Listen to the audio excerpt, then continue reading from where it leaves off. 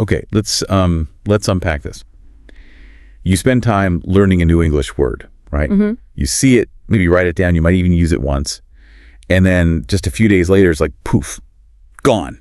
Yeah. Completely vanished from your brain. Does that sound frustratingly familiar? Oh, absolutely. I think that's probably one of the biggest sticking points for language learners. It feels like you're doing the work, Right. but the information just isn't, sticking. It really does. You feel like you should remember it, but, well, your brain seems to have other ideas. Yeah. Well, the material we've been deep diving into really tackles this head on. It doesn't just say, "you bet." It explains why it happens, and maybe more importantly, gives concrete ways to stop it. That's the really useful part, because what the research shows is that forgetting isn't some kind of personal failure. It's just how memory works, sort of by default. By default. Yeah, without specific techniques, learners typically forget a huge chunk. Study suggests like 70 to 80% of new words really quickly. Wow, 70 to 80% gone. That's massive. It is. So it's not that you're bad at learning. It's more that you're maybe not using the right strategy for how your brain actually holds on to things. Exactly. Precisely. And that's really the mission for us today. We're going to look at the science behind this forgetting, which is quite fascinating. Okay. Then reveal some really effective memory strategies the sources highlight, talk about simple ways to kind of weave English into your everyday life, and show you how tiny little habits can build a really powerful long-term vocabulary memory. Okay. So the goal is to stop your brain acting like that leaky bucket and start turning it into a much more efficient language learning machine. That's the plan. Ready to jump in. Let's do it. So you ask why we forget so fast.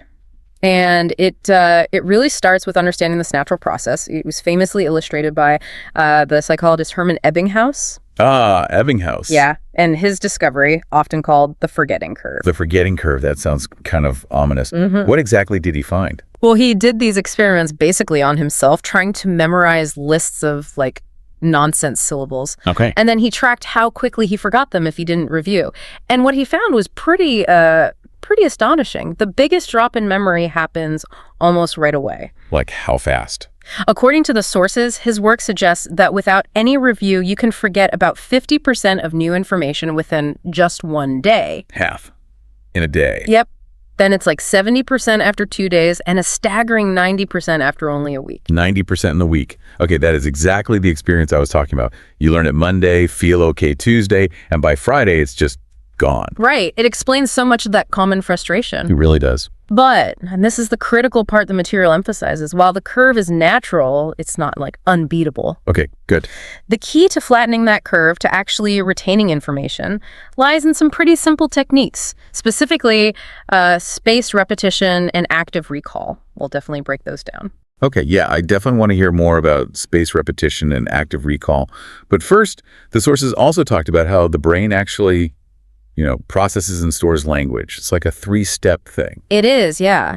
And understanding these steps helps you see why the strategies work so well. So the first step is called encoding. Encoding. This is just that initial moment you encounter something new and try to make sense of it. Like when you first hear or read that the phrase "to run into someone" means, to meet them unexpectedly. Okay, so encoding is just getting it in the door, basically. Yeah. What's next? Step 2 is storage. This is where your brain tries to, make it stick. And it does this by connecting the new information to stuff you already know. Making links. Exactly, or connecting it to personal experiences. The sources had a great example.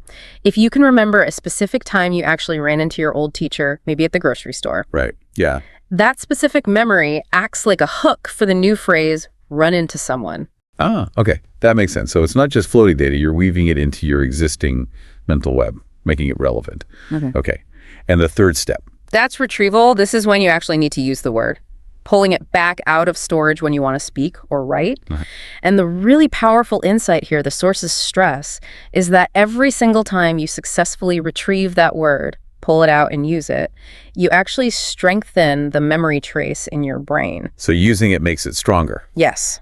It makes it easier to access the next time. Okay, so let me see if I got this. The journey is get it in encoding, connect it to hold on to it, storage, And then practice pulling it out and using it over and over, retrieval. You got it. And that last step, retrieval, is really the key to making it stick long term. Exactly. It's the active use, that effort to retrieve, that really cements the memory. And this whole understanding leads perfectly into the practical 5-step system the sources lay out. Okay, good. A system. A system to get past that forgetting curve and actually build permanent vocabulary. All right, lay it on me. How do we do this? What's step 1? Step 1 is all about making that initial learning moment really count. Learn with emotion and examples. Emotion. Yeah, just looking at a word and its definition. Well, it's often not enough for your brain to really grab onto it. You need to bring it to life somehow. How? Like with pictures? Pictures, yes. Or connect it to a feeling, tell a little story around it, link it to a real situation you can imagine. Okay, like the phrase break the ice. If you just read start a conversation, meh. Right. But if you picture being at a super awkward party, everyone's silent, and then someone tells a joke and suddenly everyone laughs. That feeling. Exactly. You can almost feel that tension breaking. That emotional hook makes the phrase so much more memorable than just the definition. Okay, got it. Emotion and examples. What's step 2? Step 2 builds right on that. Say it out loud. Not just reading it silently in your head. No, definitely not. You need to actually speak the word, speak the examples you thought of, make full sentences using it out loud. Why does saying it loud help so much? Well, when you use your voice, you engage different parts of your brain.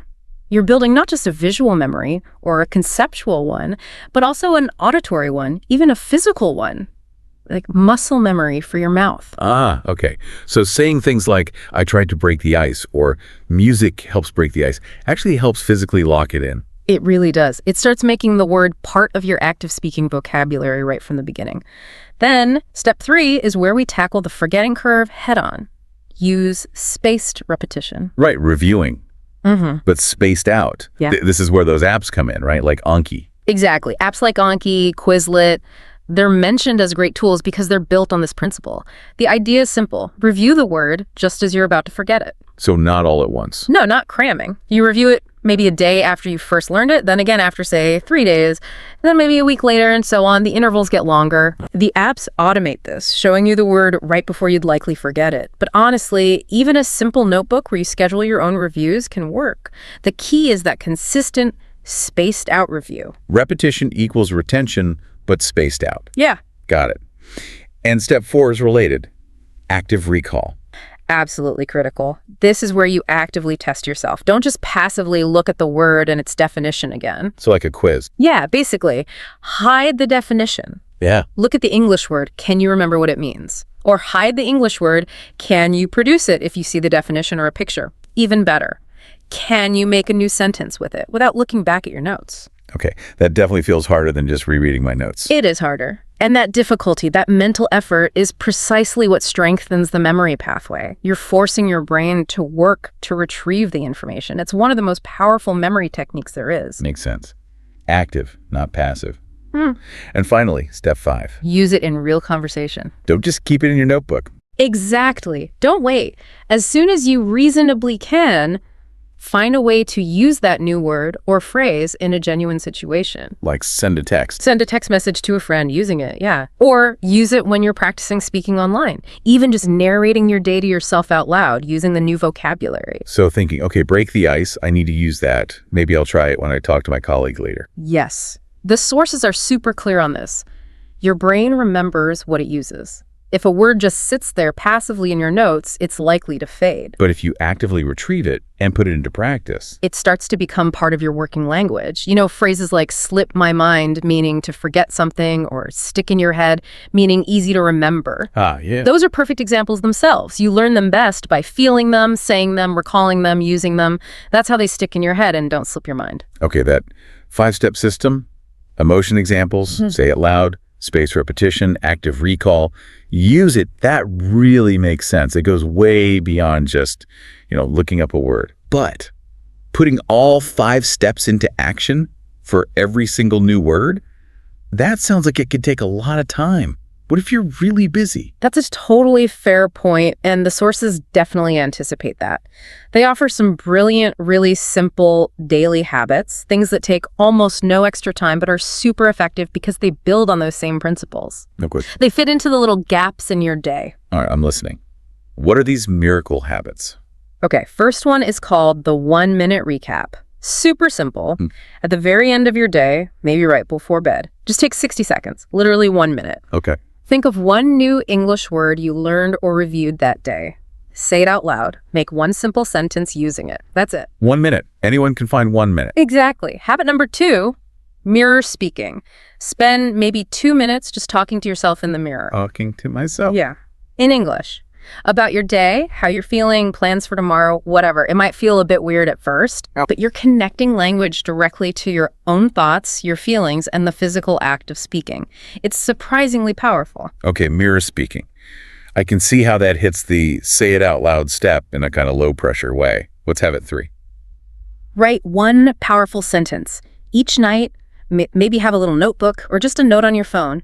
Write one single English sentence using a new word or phrase you want to really own. Just one sentence. Just one. It forces you to think clearly about how to use the word correctly and reinforces it through writing. Simple, focused writing. Yeah. Like it. Okay, number 4 sounds practical. Yes, the pragmatic one. Review on the toilet. Oh, okay. Or, while you're waiting in line, sitting on the bus during a commercial break. The idea is to use those little pockets of vital time you inevitably have. How? Keep a list of words on your phone, maybe digital flashcards. Just pull them out for a quick 30-second review. Those little mini reviews really add up over time. Massive results from tiny moments. Efficiency. Use the downtime. Okay, what about habit 5? Teach a friend. This one's great. If you learn a new word you find interesting, try explaining it to someone else. Like actually teach them the word. Yeah. Your friend, partner, family member, heck, even your dog. When you articulate the meaning and how to use it, you have to really understand it yourself. The sources suggest this act of teaching can boost your own memory of the word, like tenfold. Wow, okay. Teaching helps the teacher learn. Makes sense. And the last habit, number 6. Re-listen to deep dives, or really any English audio or video content you've already heard or watched. Going back to stuff I already know. Exactly. It's an incredible way to reinforce vocabulary you've already encountered. You'll notice things you missed the first time, and the words you did learn get another repetition, strengthening those memory connections without much conscious effort. These really are simple things. They don't require like setting aside an hour for study. Not at all. They fit in. And this brings us to a really important point, I think, about you, the listener, engaging with this right now. Because you're not the typical learner anymore. How do you mean? I feel like I was that typical learner forgetting everything. Right, was. But think about it. The typical learner the source describes. They might read a word once, maybe write it down, never actively use it, and boom, forgetting curve kicks in. It's gone in 48 hours. Yeah, that sounds familiar. That was the old way, maybe, but right now, you're hearing about why that happens. You're learning about the memory science, about spaced repetition, active recall, about linking emotion, using your voice. You're discovering these practical little habits like the 1-minute recap or teaching a friend just by listening to this, by thinking about these ideas. I'm already starting to change how I approach it. Absolutely. You're shifting from just passive studying to active engagement. You're not just trying to memorize words anymore. You're learning how to make them stick. You're building awareness, thinking about how you can integrate these techniques. Oh, yeah. That is how you build real long-term fluency and a memory that actually works for you. You're moving from just, studying English to starting to actively live it through these practices. And that's why the results will be different this time around. It's about the conscious choice to apply these memory principles. Exactly right. You have the tools now. You have the map. All right, so let's just quickly pull together the main takeaways, the core ideas from this deep dive. Okay, first big one. The forgetting curve is real. You naturally forget stuff you don't review, but you can beat it. And your secret weapons are spaced repetition, reviewing over time, and active recall testing yourself. Use them. Definitely. And when you first learn a word, make it memorable. Connect emotion, use vivid examples, and crucially, say it out loud. Use your voice. Right. And build these ideas into your day with those simple habits. Speak daily, write daily, review daily, even if it's just for a minute or two. And always bring it back to actually using the language. Ask yourself constantly, okay, how can I use this word today? That last one feels key. Putting the word into action is the ultimate test and the ultimate way to build that memory. It really is. So, inspired by all this, here's a little challenge for you listening this week. Okay, let's hear it. Choose just 5 new words or phrases. Only 5. Things you really want to make sure you remember. Just 5. Manageable. Then, every single day this week, revisit those 5 words. Use spaced repetition, quick review, morning and night, maybe. And practice active recall. Hide the word. Test yourself. Say each one out loud. Make a sentence. And here's the extra step. For just one of those 5 words during the week, make an effort to actually use it in a sentence when talking to someone. Or try teaching its meaning to a friend or family member. Putting step 5 and the teach a friend habit into practice. Exactly. Do this consistently, just for these 5 words this week. And you'll likely feel how quickly they move from being shaky to feeling much more permanent. It's about building those small, consistent habits and trusting that process we talked about. Absolutely. Keep practicing these techniques. Keep reinforcing those memories. And keep turning your brain into that powerful language learning machine you want it to be.